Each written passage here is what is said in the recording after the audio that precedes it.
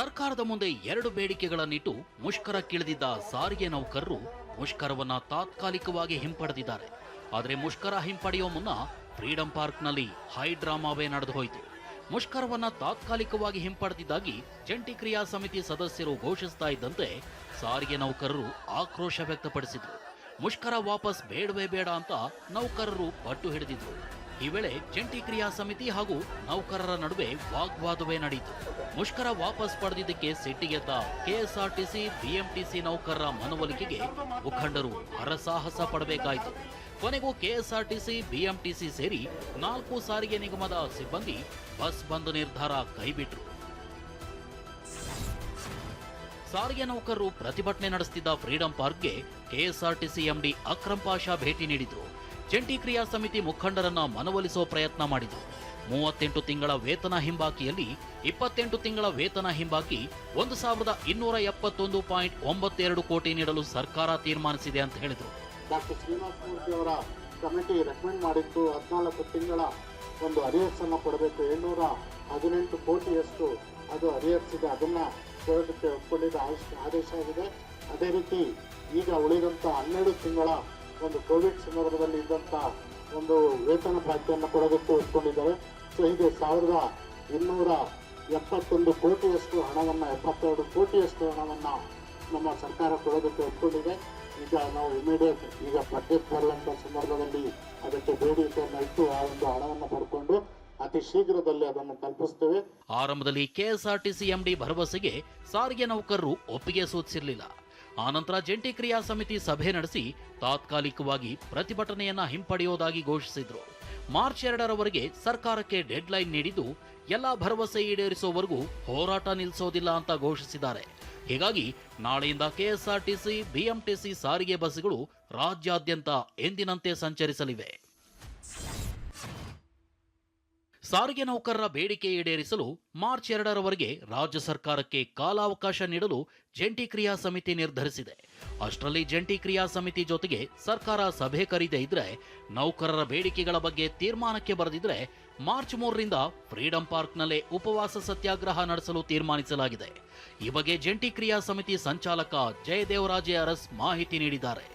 ನಾವು ಇವತ್ತು ನಿರ್ಧಾರಕ್ಕೆ ಬಂದಿದ್ದೇವೆ.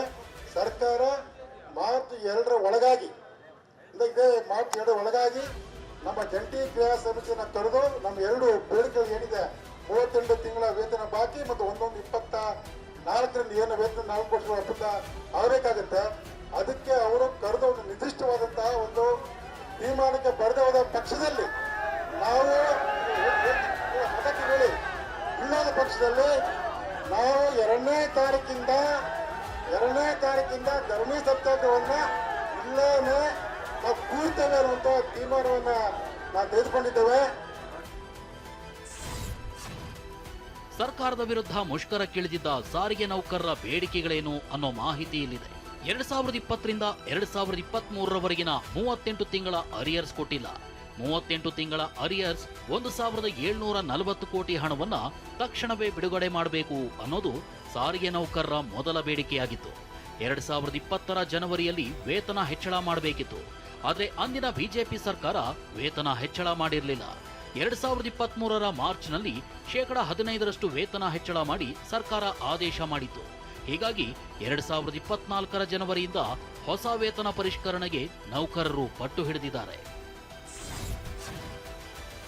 ಸಾರಿಗೆ ನೌಕರರ ಬೇಡಿಕೆ ಆಲಿಸಿದ್ದ ಸರ್ಕಾರ ಬುಧವಾರ ನೌಕರರಿಗೆ ನೀಡಿದ್ದ ಭರವಸೆಯ ಅಂಶಗಳು ಇಲ್ಲಿವೆ.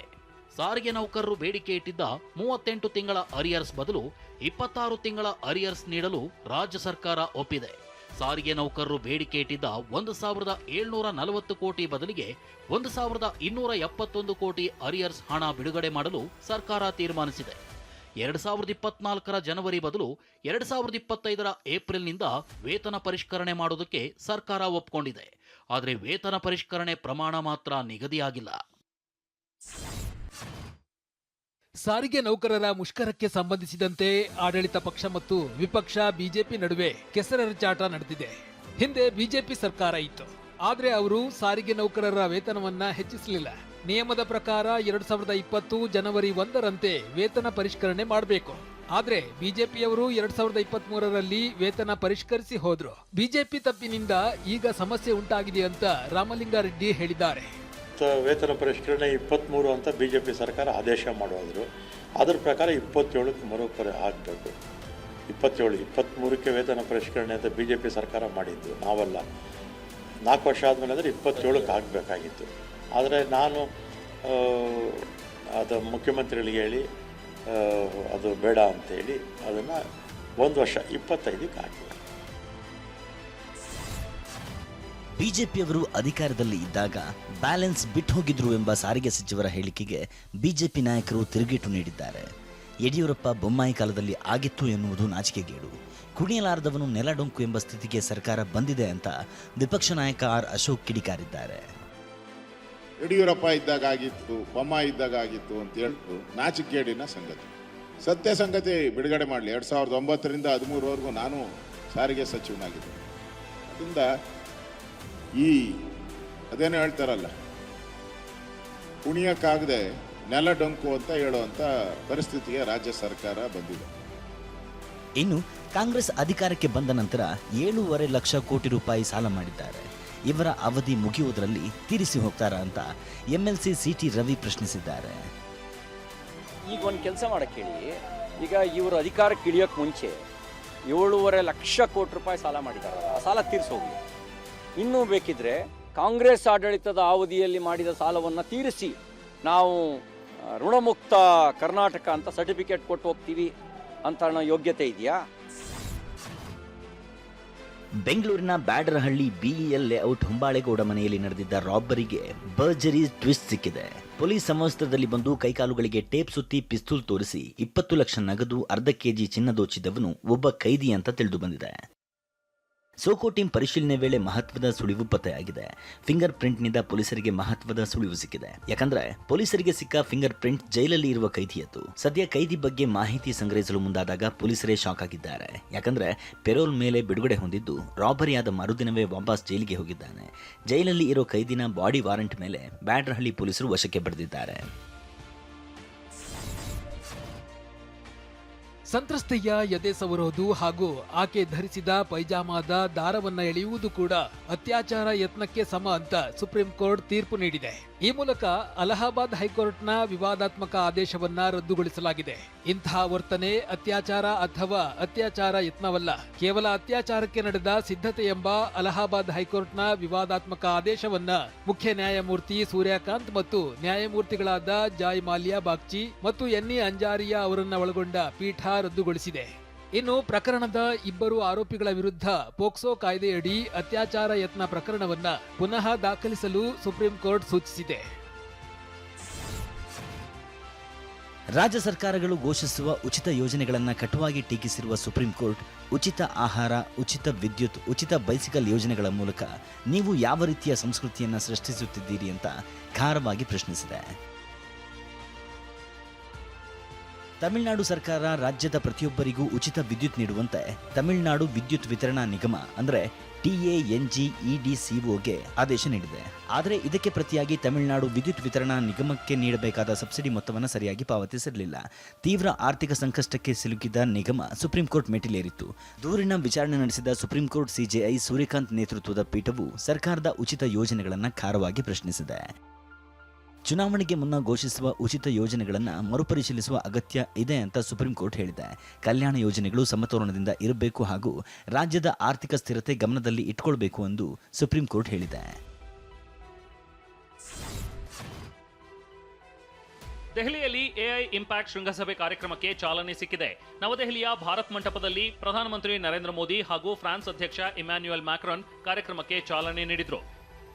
ಕಾರ್ಯಕ್ರಮದ ಉದ್ಘಾಟನೆಯ ವೇಳೆ ಮಾತನಾಡಿದ ಫ್ರಾನ್ಸ್ ಅಧ್ಯಕ್ಷ ಮ್ಯಾಕ್ರಾನ್, ಭಾರತ ಡಿಜಿಟಲ್ ಕ್ಷೇತ್ರದಲ್ಲಿ ಮಹತ್ತರ ಸಾಧನೆ ಮಾಡಿದ್ದು ಪ್ರಪಂಚದ ಬೇರೆ ಯಾವುದೇ ದೇಶ ಸಾಧಿಸದಷ್ಟು ಪ್ರಗತಿ ಸಾಧಿಸಿದೆ ಎಂದರು. And India built something that no other country in the world has built, a digital identity for 1.4 billion people. ಇನ್ನು 2026ರ ಎಐ ಶೃಂಗಸಭೆಯಲ್ಲಿ ಮಾತನಾಡಿದ ಪ್ರಧಾನಿ ನರೇಂದ್ರ ಮೋದಿ, ಎಐ ತಂತ್ರಜ್ಞಾನ ಮಾನವೀಯ ನೆಲೆಯಲ್ಲಿ ಅಳವಡಿಸಿಕೊಳ್ಳಬೇಕು ಅಂತ ಹೇಳಿದರು. और मानव विजन कहता है moral and ethical systems, यानी AI एथिकल गाइडेंस पर आधारित हो। ಹೈದರಾಬಾದ್ನ ಫೇಮಸ್ ಬಿರಿಯಾನಿ ಹೋಟೆಲ್ಗಳ ಮೇಲೆ ನಡೆದ ಐಟಿ ದಾಳಿ ವೇಳೆ ಅತಿದೊಡ್ಡ ತೆರಿಗೆ ಹಗರಣ ಪತ್ತೆಯಾಗಿದೆ. ಹೋಟೆಲ್ಗಳಲ್ಲಿ ಬರೋಬ್ಬರಿ 70,000 ಕೋಟಿ ತೆರಿಗೆ ವಂಚನೆ ಮಾಡಿರುವುದು ಬಯಲಾಗಿದೆ. 2019 ರಿಂದ 2026 ಬಿಲ್ಲಿಂಗ್ ಸಾಫ್ಟ್ವೇರ್ ಡೇಟಾ ವಿಶ್ಲೇಷಣೆ ವೇಳೆ ಈ ವಂಚನೆ ಬಯಲಾಗಿದೆ. ಸುಮಾರು 1 ಲಕ್ಷಕ್ಕೂ ಹೆಚ್ಚು ಹೋಟೆಲ್ಗಳಲ್ಲಿ ಬಳಸುವ ಬಿಲ್ಲಿಂಗ್ ಸಾಫ್ಟ್ವೇರ್ಗಳ ಮೂಲಕ ತೆರಿಗೆ ವಂಚನೆ ಮಾಡಲಾಗಿದೆ. ಗ್ರಾಹಕರಿಂದ ಹಣ ಪಡೆದು ನಂತರ ಬಿಲ್ಲಿಂಗ್ ಸಾಫ್ಟ್ವೇರ್ನಿಂದ ಡೇಟಾ ಡಿಲೀಟ್ ಮಾಡಿರುವುದನ್ನು ಅಧಿಕಾರಿಗಳು ಎಐ ಮೂಲಕ ಪತ್ತೆ ಹಚ್ಚಿದ್ದಾರೆ. ಹೀಗೆ ತೆರಿಗೆ ವಂಚನೆ ಮಾಡಿದ ಪಟ್ಟಿಯಲ್ಲಿ ಕರ್ನಾಟಕ ಮೊದಲ ಸ್ಥಾನದಲ್ಲಿದೆ. ಕರ್ನಾಟಕದಲ್ಲಿ ಸುಮಾರು 2,000 ಕೋಟಿಗೂ ಹೆಚ್ಚು ಮೌಲ್ಯದ ಬಿಲ್ಲಿಂಗ್ ಡೇಟಾ ಡಿಲೀಟ್ ಮಾಡಲಾಗಿದೆ. ತೆಲಂಗಾಣ 1,500 ಕೋಟಿ ರೂಪಾಯಿ, ತಮಿಳುನಾಡು 1,200 ಕೋಟಿ ರೂಪಾಯಿ ಬಿಲ್ ಡೇಟಾ ಡಿಲೀಟ್ ಮಾಡಲಾಗಿದೆ. ಇನ್ನು ಮಹಾರಾಷ್ಟ್ರ ಮತ್ತು ಗುಜರಾತ್ನಲ್ಲೂ ಭಾರೀ ತೆರಿಗೆ ಚೋರಿ ನಡೆದಿದೆ. ಬಾಗಲಕೋಟೆ ಜಿಲ್ಲೆ ಅಮೀನಗಡದ ಸಂಗಮೇಶ್ವರ ಪಿಯು ಕಾಲೇಜ್ ವಿದ್ಯಾರ್ಥಿಗಳಿಗೆ ಭರ್ಜರಿ ಉಡುಗೊರೆ ಘೋಷಣೆ ಮಾಡಿದೆ. ಎಸ್ಎಸ್ಎಲ್ಸಿ ಪರೀಕ್ಷೆಯಲ್ಲಿ 625ಕ್ಕೆ 625 ಅಂಕ ಗಳಿಸುವ ವಿದ್ಯಾರ್ಥಿಗಳಿಗೆ ತಲಾ 5 ಗ್ರಾಂ ಚಿನ್ನದ ಪದಕ ನೀಡುವುದಾಗಿ ಕಾಲೇಜಿನ ಉಪ ಪ್ರಾಚಾರ್ಯ ಆರ್ಜಿ ಸನ್ನಿ ಘೋಷಿಸಿದ್ದಾರೆ. ಅಲ್ಲದೆ ಪ್ರತಿನಿತ್ಯ 6 ಪ್ರಶ್ನೆಗಳನ್ನು ಕೇಳಿ ಉತ್ತರಿಸುವ ವಿದ್ಯಾರ್ಥಿಗೆ ಸ್ಥಳದಲ್ಲೇ 100 ರೂಪಾಯಿ ನೀಡಿ ಪ್ರೋತ್ಸಾಹಿಸುವ ಪರಿಕಲ್ಪನೆ ಕೂಡ ತಂದಿದ್ದಾರೆ. ದರ್ಶನ್ ಮತ್ತು ಗ್ಯಾಂಗ್ನಿಂದ ರೇಣುಕಾಸ್ವಾಮಿ ಕೊಲೆ ಪ್ರಕರಣ ಸಂಬಂಧ 11ನೇ ಆರೋಪಿ ನಾಗರಾಜ್ಗೆ 10 ದಿನಗಳ ಮಧ್ಯಂತರ ಜಾಮೀನು ಮಂಜೂರಾಗಿದೆ. ನಾಗರಾಜ್ ಪತ್ನಿಗೆ ತೀವ್ರ ಅನಾರೋಗ್ಯ ಹಿನ್ನೆಲೆ ಜಾಮೀನು ನೀಡಿ 57ನೇ ಸಿಸಿಎಚ್ ಕೋರ್ಟ್ ಆದೇಶಿಸಿದೆ.